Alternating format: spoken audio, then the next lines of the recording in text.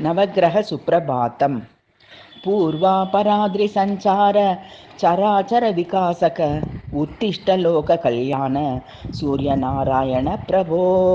सप्ताश्वर स्मिरत संतत लोकचार श्री द्वादशात्मकमनीय त्रिमूर्तिरूप संध्यात्रयार्चित वरेण्य दिवाकरेश श्री सूर्यदेव भगवान् कुरु सुप्रभातम्। अज्ञानगाहतमसः पटलं विदार्य ज्ञानातपेन परिपोषयसीह लोकम्। आरोग्यभाग्यमति सम्प्रददासि मानो सूर्यदेव भगवन् कुरु सुप्रभातम्। छायापते सकलमानवकर्म साक्षिन् सिंहाख्यराध्याधिप पापविनाशकारिन् पीडोपशान्तिकर पावन काञ्चनाभ श्री सूर्यदेव भगवन् कुरु सुप्रभातम्। सर्वलोकसमुल्हास शङ्करप्रियभूषण उत्तिष्ठ रोहिणी कान्त चन्द्रदेव नमोऽस्तु ते। इन्द्रादिलोकपरिपालक कीर्तिपात्र केयूरहार मकुटादि मनोज्ञगात्र लक्ष्मी सहोदर दशाश्वरत प्रयाण श्रीचन्द्रदेव कुमुद प्रिय सुप्रभातम्। श्रीवेङ्कटेशनयन स्मर मुख्य शिष्य वन्दारु भक्त मनसामु पशाम्यपीदां लोकान् निशाचर सदा परिपालय त्वं श्रीचन्द्रदेव कुमुद प्रिय सुप्रभातम्। निहार कान्ति कमनीय कलाप्रपूर्ण पीयूषवृष्टि परिपोषित जीवलोक स्यादिर्वर्धक शशाङ्क विरान् मनोज श्रीचन्द्रदेव कुमुद प्रिय सुप्रभातम्। मेरोः प्रदक्षिणं कुर्वन् जीवलोकं च रक्षसि अङ्गारक ग्रहोत्तिष्ठ रोगपीडोपशान्तये आरोग्यभाग्यममितं वितरन् महात्मन् रोगाद्विमोचयसि सन्ततमात्मभक्तान्।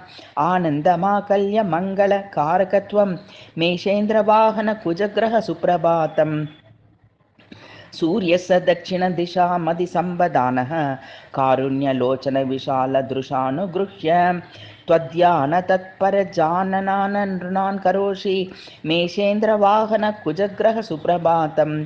बुधप्राज्ञ बुधाराध्य सिंहवाहन सोमज उत्तिष्ठ जगतां मित्र बुद्धिपीडोपशान्तये हे पीतवर्ण सुमनोहर कान्तिकाय पीताम्बर प्रम्दिताखिल लोकसेव्य श्रीचन्द्रशेखर समाश्रित रक्षकस्त्वं ताराशशाङ्कज बुधग्रह सुप्रभातम्। द्राक्षागुलिच्च पदबन्ध कवित्वदातः आनन्द संहित विदूत समस्त पाप कन्यापते मितु नराशिपते नमस्ते ताराशशाङ्कज बुधगृह सुप्रभातम्। धनुर्मीनादिदेवेश देवतानां महागुरो ब्रह्मजात समुत्तिष्ठ पुत्र पीडोपशान्तये इन्द्रादिदेव बहुमानित पुत्रकार आचार्यवर्य जगतां श्रितकल्पपूज तारापते सकल सन्नुत दीप्रभाव श्रीदीष्पतिग्रह जनावन सुप्रभातम्। पद्मासनस्थ कनकाम्बर दीनबन्धो भक्तातिकार सुखकारक नीर्तिकर्तः वाग्रू प्रभेद सुविकासक पंडितेज्य श्रीदीष्पतिग्रह जनावन सुप्रभातम्। तुला वृषभराशीष पंचकोणस्थित ग्रह शुक्रग्रह समुत्तिष्ठ पत्नी पीडोपशान्तये श्वेतांबरादि बहुशोभित गौरगात्र ज्ञानैकनेत्र कविसन्नुति पात्रमित्र प्रज्ञा विशेष परिपालित दैत्यलोक हे शुक्रदेव भगवन् कुरु सुप्रभातम्। संजीविनी प्रमुख मंत्र रहस्य वेदिन् तत्वाखिलज्ञ रमणीय रथाधिरूढ़ राज्यादियोगकर दैत्य हितोपदेशिन् हे शुक्रदेव भगवन् कुरु सुप्रभातम्। मंडले धनुराकरे संस्थित सूर्यनंदन नीलदेह समुत्तिष्ठ प्राण पीडोपशान्तये चापासनस्थ वरगृह रथ प्रयाण कालांजनाम यमसोदर काकवाह भक्त प्रजावन सुदीक्षित शंभुसेविन् श्री भास्करात्मज शनैश्वर सुप्रभातम्।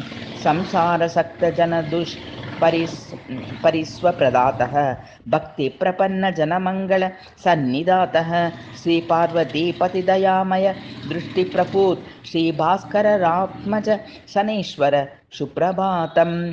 तैलां नदी पतिलनील सुपुष्पसक्तः कुम्भाधिपत्यमकराधिपये वहित्वं निर्भीककामितफलभद्रनीलवासः श्रीभास्करात्मज शनैश्चर सुप्रभातम्।